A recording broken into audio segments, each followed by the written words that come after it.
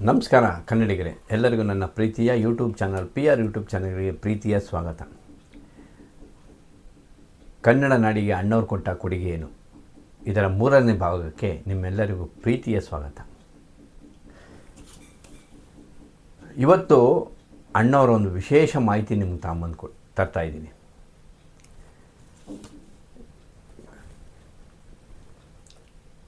ಅಣ್ಣವರ ಸಹಾಯ ಹಸ್ತ ಯಾವ ಥರ ಇತ್ತು ಅಂತ ನಿಮಗೆ ಹೇಳಬೇಕು ಅಂದರೆ, ಈ ಹಲವಾರು ಸಂಘ ಸಂಸ್ಥೆಗಳು ಹಾಗೂ ಕನ್ನಡ ಪರ ಇರುವಂಥ ಸಂಘಟನೆಗಳು ಹಾಗೂ ಸಮಾಜಮುಖಿಯಾಗಿ ಮಾಡುವಂಥ ಸಂಘಗಳು ಅಂದರೆ ಈ ರೆಡ್ ಕ್ರಾಸ್ ಸಂಸ್ಥೆ ಈ ಥರ ಇರುತ್ತಲ್ಲ, ಆ ಥರ ಹಲವಾರು ಸಂಸ್ಥೆಗಳಿಗೆ ಅಣ್ಣವರು ಗೊತ್ತಿಲ್ಲದೇ ಸಹಾಯ ಮಾಡ್ತಾಯಿದ್ರು. ಇದನ್ನು ಮನಗಂಡಂಥ ರಾಜ್ಯ ಸರ್ಕಾರ ಅಣ್ಣವರವ್ರನ್ನ ಒಂದು ದೊಡ್ಡ ಸಹಾಯಕ್ಕೆ ಅಣಿಯಾಗ್ತು. ಯಾವುದದು ಸಹಾಯ?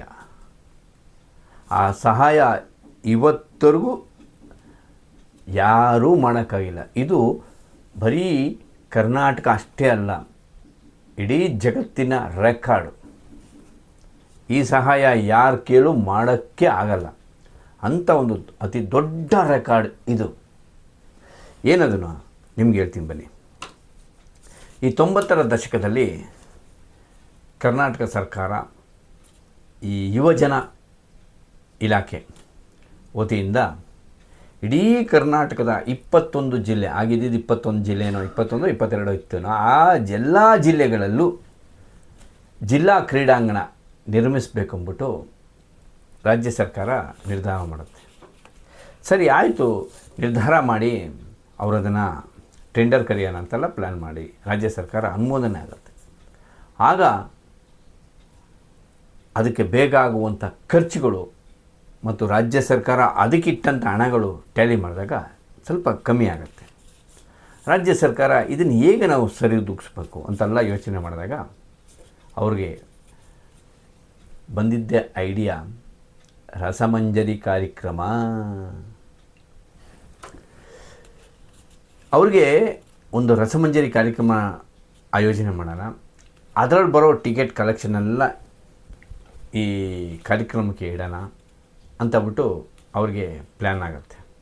ಸರಿ ಆಯಿತು, ಅವ್ರಿಗೆ ರಸಮಂಜರಿ ಕಾರ್ಯಕ್ರಮ ಮಾಡ್ತೀವಪ್ಪ ನಾವು ಅಂದಾಗ ಎಲ್ಲ ಆರ್ಕೆಸ್ಟ್ರಾದವ್ರು ಎಲ್ಲರೂ ಬರ್ತಾರೆ, ಎಲ್ಲ ಆಗತ್ತೆ. ಆದರೆ ಆರ್ಕೆಸ್ಟ್ರಾದವ್ರಿಗೂ ದುಡ್ಡು ಕೊಡಬೇಕಲ್ಲ.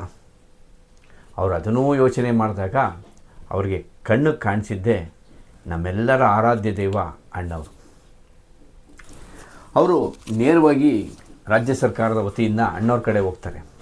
ಅಣ್ಣವ್ರ ಹತ್ರ ಹೋಗ್ಬಿಟ್ಟು, ಅಣ್ಣವ್ರ ಈ ಥರ ನಾವು ಯುವಜನ ಇಲಾಖೆಯಿಂದ 21 ಜಿಲ್ಲೆಗಳಲ್ಲೂ ನಾವು ಕ್ರೀಡಾಂಗಣ ಮಾಡಬೇಕು, ಅದಕ್ಕೆ ನಿಮ್ಮ ಸಹಾಯ ಹಸ್ತ ಬೇಕು. ಈ ಥರ ನಾವು ಒಂದು ರಸಮಂಜರಿ ಕಾರ್ಯಕ್ರಮ ಮಾಡ್ತೀವಿ, ನೀವೆಲ್ಲ ರಸಮಂಜರಿ ಕಾರ್ಯಕ್ರಮದಲ್ಲೂ ಬಂದು ಭಾಗವಹಿಸಬೇಕು. ನೀವು ಅಲ್ಲಿ ಬರುವಂಥ ಕಲೆಕ್ಷನ್ನ ನಾವು ಈ ಕ್ರೀಡಾಂಗಣ ಏನಪ್ಪ ಅಭಿವೃದ್ಧಿಗೆ ಮತ್ತು ಕ್ರೀಡಾಂಗಣನ ಕಟ್ಟಕ್ಕೆಲ್ಲ ನಾವು ತಗೊತೀವಿ ಅಂತೆಲ್ಲ ಅಣ್ಣವ್ರ ಹತ್ರ ಹೇಳಿ, ಆಗ ಅವರು ಅಣ್ಣವ್ರನ್ನ ಕೇಳ್ತಾರೆ, ಅಣ್ಣವರೇ ನೀವು ರಸಮಂಜರಿ ಕಾರ್ಯಕ್ರಮ ಮಾಡ್ತೀರಾ, ನಿಮಗೇನು ನಾವು ಕೊಡಬೇಕು ಅಂತಲ್ಲ.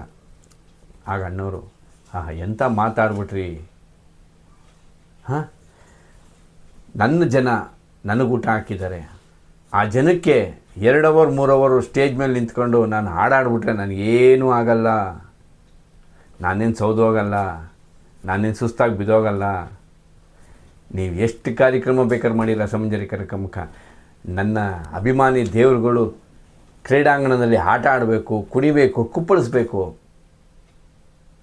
ಅವರು ಒಂದು ಅಭಿವೃದ್ಧಿಗೋಸ್ಕರ ನಾನು 2 ಅವರ್ 3 ಅವರ್ ಒಂದೊಂದು ಜಿಲ್ಲೆಗಳಲ್ಲಿ 2 ಅವರ್ 3 ಅವರು ಹಾಡಾಡೋದು ನನಗೇನೂ ಆಗಲ್ಲ, ನಾನು ರೆಡಿ ಇದ್ದೀನಿ, ನೀವು ನಾಳೆ ಕರೆದ್ರೂ ನಾನು ರೆಡಿ ಇದ್ದೀನಿ ಅಂತ ಅಣ್ಣವ್ರು ಘೋಷವಾಗಿ ಹೇಳ್ತಾರೆ. ರಾಜ್ಯ ಸರ್ಕಾರಕ್ಕೆ ಈಗ ಹೇಳ್ತಾರಲ್ಲ, ಲಡ್ಡು ಬಾಯಿ ಬಂದುಬಿತ್ತ ಅಂತ, ಆ ಥರ ಚಿನ್ನದ ಗಣಿನೇ ಅವರು ಇದಕ್ಕೆ ಬಂದುಬಿದ್ದಂಗೆ ಆಗೋಯ್ತು. ಸರಿ, ಎಲ್ಲ ಪ್ಲ್ಯಾನ್ ಮಾಡ್ತಾರೆ ರಾಜ್ಯ ಸರ್ಕಾರ. ಪ್ರತಿಯೊಂದು ಜಿಲ್ಲೆಗಳಲ್ಲೂ ಸಹ ರಸಮಂಜರಿ ಕಾರ್ಯಕ್ರಮನ ಆಯೋಜನೆ ಮಾಡ್ತಾರೆ. ಪ್ರತಿಯೊಂದು ಜಿಲ್ಲೆಯಲ್ಲೂ ಸಹ ರಸಮಂಜರಿ ಕಾರ್ಯಕ್ರಮನ ಆಯೋಜನೆ ಮಾಡ್ತಾರೆ. ಎಲ್ಲ ಜಿಲ್ಲೆಗಳಲ್ಲೂ ಜನ ಸಾಗರಪ್ಪು ಆದಿಯಾಗಿ ಬರ್ತಾರೆ ಅಣ್ಣವ್ರ ರಸಮಂಜರಿ ಕಾರ್ಯಕ್ರಮ ನೋಡೋಕ್ಕೆ. ಎಲ್ಲ ಕಡೆನೂ ಹೌಸ್ಫುಲ್ ಆಗುತ್ತೆ, ಟಿಕೆಟು ಸೇಲ್ ಆಗುತ್ತೆ, ನಿಮಗೆ ಒಂಥರ ಹಬ್ಬದ ವಾತಾವರಣ ನಿರ್ಮಾಣ ಆಗುತ್ತೆ. ರಾಜ್ಯ ಸರ್ಕಾರ ಆ ಹಣದಿಂದ ಎಲ್ಲ ಜಿಲ್ಲಾ ಕೇಂದ್ರಗಳಲ್ಲೂ ಜಿಲ್ಲಾ ಕ್ರೀಡಾಂಗಣನ ಕಟ್ಟಿಸ್ತಾರೆ. ನೀವೀಗ ಇದು ಮಾಹಿತಿ ಸುಳ್ಳು ಅಂದ್ಕೊಬೋದು, ಬೇಕಾದ್ರೆ ನಿಮ್ಮ ಊರಲ್ಲಿರೋ ಜಿಲ್ಲಾ ಕ್ರೀಡಾಂಗಣದ ಕಟ್ಟಡಕ್ಕೆ ಹೋಗಿ ಒಂದು ಸಲ ಪರಿಶೀಲನೆ ಮಾಡಿ. ಆ ಬೋರ್ಡ್ ಹಾಕಿರ್ತಾರಲ್ಲ, ಆ ಬೋರ್ಡಲ್ಲಿ ಅಣ್ಣವ್ರ ಹೆಸರು ಇರುತ್ತೆ. ಇದಕ್ಕೊಂದು ಚಿಕ್ಕ ಉದಾಹರಣೆ ನಾನು ಹೇಳ್ತೀನಿ. ಬೆಂಗಳೂರಿನ ವಿಶ್ವವಿದ್ಯಾಲಯದಲ್ಲಿ ಒಳಗಡೆ ಒಂದು ಕಾರ್ಯಕ್ರಮಕ್ಕೋಸ್ಕರ ನಾನು ಹೋಗಿದ್ದೆ. ಅಲ್ಲಿ ಒಂದು ಬೋರ್ಡ್ ಹಾಕಿದ್ರು. ಆ ಬೋರ್ಡಲ್ಲಿ ನಾನು ಓದ್ತಾ ಇರ್ಬೇಕಾದ್ರೆ ಕೆಳಗಡೆ ನೋಡಿದೆ, ಅದರಲ್ಲಿ ಅಣ್ಣವ್ರ ಹೆಸರಿತ್ತು, ಅಣ್ಣವ್ರ ಸಹಾಯಧನದ ಹೆಸರಿತ್ತು. ಇದು ಅಲ್ಲೇನ್ರಿ ತನ್ನ ಜನಕ್ಕೆ ಕೊಟ್ಟ ಕೊಡುಗೆ, ಈ ನಾಡಿಗೆ ಕೊಟ್ಟ ಅಣ್ಣವ್ರ ಕೊಡುಗೆ. ಆಗ ಸುಮಾರು ಇದು ಒಂದು 50 ಲಕ್ಷದವರೆಗೂ ಕಲೆಕ್ಷನ್ ಆಗಿತ್ತು ಅಂತ ನನಗೆ ಬಂದಿರೋ ಮಾಹಿತಿ. ಅದು ಸರಿನೋ ತಪ್ಪೋ ಗೊತ್ತಿಲ್ಲ. 40ರಿಂದ 50 ಲಕ್ಷದ ಆಜುಬಾಜಿನಲ್ಲಿ ಕಲೆಕ್ಷನ್ ಆಗಿತ್ತು ಅಂತ ಒಂದು ಮಾಹಿತಿ ಇದೆ. ಆಗ 90ರ ದಶಕದಲ್ಲಿ. ಈಗ ಅದನ್ನು ಲೆಕ್ಕ ಹಾಕಿದ್ರೆ ಎಷ್ಟಾಗುತ್ತೆ ಹೇಳಿ. ಆ ಎಲ್ಲ ಹಣವನ್ನು ರಾಜ್ಯ ಸರ್ಕಾರ ಎಲ್ಲ ಕ್ರೀಡಾಂಗಣದ ಕಟ್ಟಕ್ಕೆ ಮತ್ತು ಅಭಿವೃದ್ಧಿಗೆ ಉಪಯೋಗಿಸೋಣ. ನೋಡಿ, ತನ್ನ ಜನರಿಗಾಗಿ, ತನ್ನ ನಾಡಿನ ಹಿತಕ್ಕಾಗಿ ತಮ್ಮ ಸೇವೆಯನ್ನು ನೀಡ್ತಿರೋರು ಅಣ್ಣವರು.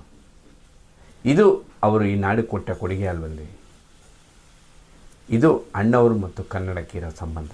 ನಾವು ಅದಕ್ಕೆ ಅಣ್ಣವರಂದರೆ ಕನ್ನಡ, ಕನ್ನಡ ಅಂದರೆ ಅಣ್ಣವರು ಅಂತ ಹೇಳ್ತೀವಿ. ಏನೇ ಒಂದು ಕಾರ್ಯಕ್ರಮ ಆಗಲಿ, ಕನ್ನಡ ಅಂದ ತಕ್ಷಣ ನಾವು ಒಂದು ಕಡೆ ಕನ್ನಡದ ಬಾವುಟ, ಒಂದು ಕಡೆ ಅಣ್ಣವ್ರ ಫೋಟೋ ಹಿಡ್ಕೊಂಡು ಮುನ್ನುಗ್ತೀವಿ. ಇದಕ್ಕೆ ರೀ ಅವ್ರನ್ನ ಕರ್ನಾಟಕ ರತ್ನ ಅಂತ ಕರೆಯೋದು. ಕನ್ನಡಿಗರೇ, ಈಗ ಇನ್ನೂ ಅಣ್ಣವ್ರ ಹಲವಾರು ವಿಚಾರಗಳನ್ನ ಹಾಕ್ತಾ ಇರ್ತೀನಿ. ನಿಮ್ಗೆ ಇಷ್ಟ ಆಗಿದ್ದರೆ ನನ್ನ ಚಾನಲ್ನ ಸಬ್ಸ್ಕ್ರೈಬ್ ಮಾಡಿ, ಶೇರ್ ಮಾಡಿ, ಕಮೆಂಟ್ ಮಾಡಿ, ಲೈಕ್ ಮಾಡಿ. ನಿಮ್ಮ ಅಭಿಪ್ರಾಯ ಏನೇ ಇದ್ದರೂ ನೇರವಾಗಿ ತಿಳಿಸಿ. ಸಿರಿಗನ್ನಡ ನಮ್ಮ ಗೆಲುವಿಗೆ, ಸಿರಿಗನ್ನಡ ನಮ್ಮ ಬಾಳ್ಗೆ. ಜೈ ಕರ್ನಾಟಕ ಮಾತೆ. ನಮಸ್ಕಾರ.